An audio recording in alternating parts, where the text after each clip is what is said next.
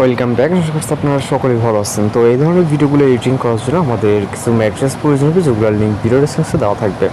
তো এখান থেকে ডাউনলোড করবেন, করার পর আমরা আমাদের ফোন থেকে ক্যাপকাট অ্যাপ্লিকেশনটিকে ওপেন করব এবং এখান থেকে নিউ প্রজেক্ট অপশনে ক্লিক করব।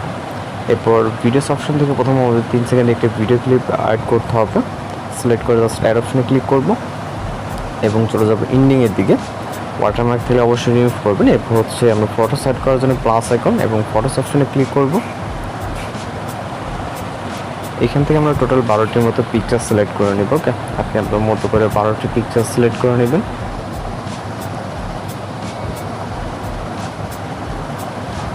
তো এখান থেকে আমরা টোটালে 12টি পিকচার সিলেক্ট করবো। ওকে, করার পর এখান থেকে অ্যাড অপশনে ক্লিক করব।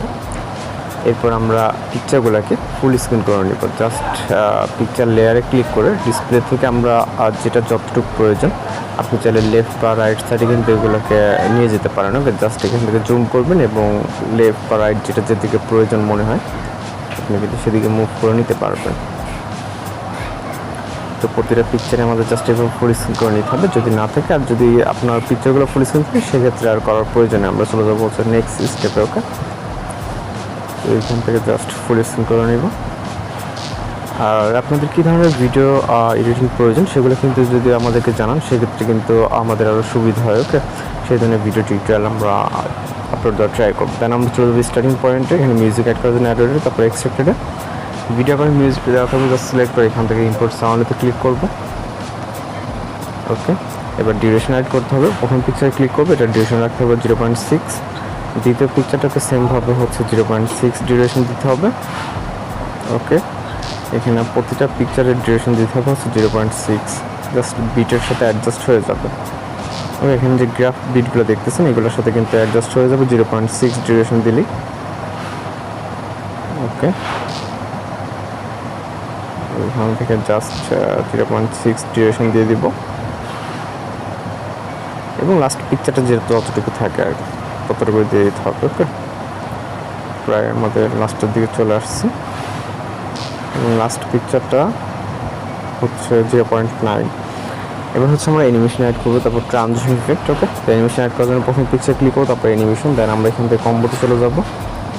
এখান থেকে আমরা কম্বো থেকে পেন্ডুলাম 1 নামে অ্যানিমেশন দেখতে পাবো, এটা সিলেক্ট করে দিব প্রতিটা পিকচারের জন্য। জাস্ট পিকচারে ক্লিক করে এখান থেকে অ্যানিমেশন, এটা হচ্ছে কম্বোর ভিতরে পেয়ে যাবেন আপনারা। ওকে, সাউন্ডটাকে হাইড করে দিচ্ছি। খুব ইজিলি আপনারা কিন্তু অ্যানিমেশন অ্যাড করতে পারবেন। ওকে, জাস্ট ক্লিক করে এখান থেকে আমরা এটাকে সিলেক্ট করে দিব এবং টিক মার্কে ক্লিক করব। এবার ট্রানজিশন ইফেক্ট অ্যাড করবো। দুইটা ক্লিক মাঝখানে যে ট্রানজিশন বক্সটা দেখতে পাচ্ছেন এখানে ক্লিক করবেন।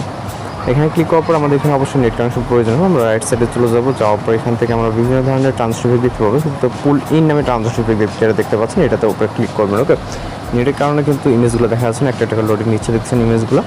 তো জাস্ট পুল ইনটা সিলেক্ট করে দেবো, দেওয়ার পর এখান থেকে আপনার একটা অলে ক্লিক করে টিক অপশনে ক্লিক করবো। এবার হচ্ছে আমরা একটা ইফেক্ট অ্যাড করবো, এই জন্য আমরা ফটোসের স্টার্ট পজিশনে চলে আসবো। আসার পর এখান থেকে আমরা ইফেক্ট অপশনে, এরপর হচ্ছে ভিডিও ইফেক্টে, এরপর এখান থেকে আমরা নাইট ক্লিপ ক্যাটাগরিতে আসবো।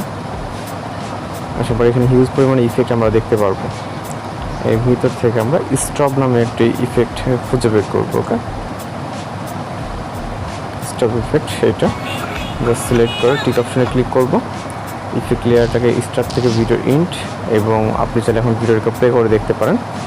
আশা করি সব কিছু ঠিকঠাক আছে। ওকে, ঠিকঠাক থাকলে ভিডিও রেজলিউশন 1000 রেখে জাস্ট এক্সপোর্ট অপশনে ক্লিক করলে আমাদের ভিডিওটি কিন্তু লোডিংয়ে সেভ হয়ে যাবে।